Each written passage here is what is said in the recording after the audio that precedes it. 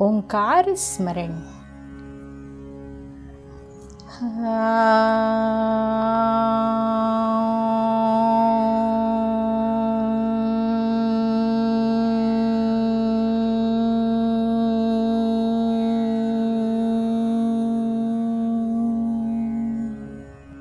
दोस्तों, आज की हमारी अत्यंत प्रेरणादायी तथा रोचक कथा का शीर्षक है वृद्ध की सीख।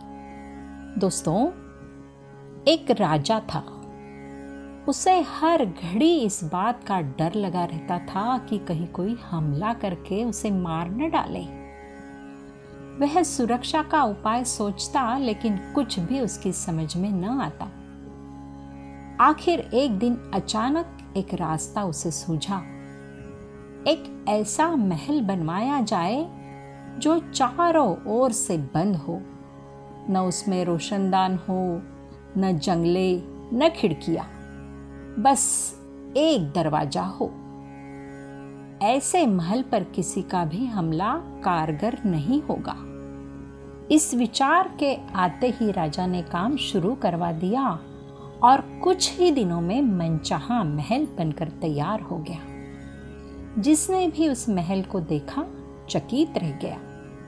उसमें दुश्मन तो क्या, एक परिंदा तक नहीं आ सकता था। सबने राजा की बुद्धि की भूरी भूरी प्रशंसा की।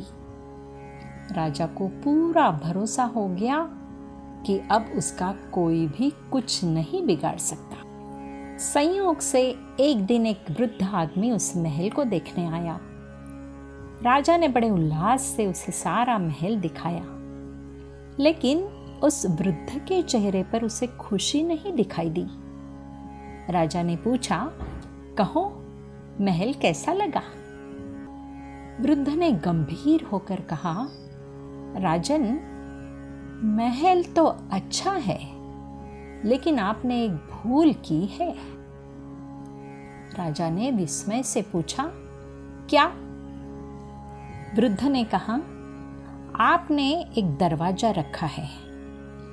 इस दरवाजे से दुश्मन तो नहीं आ सकता, लेकिन अगर मौत आ गई तब?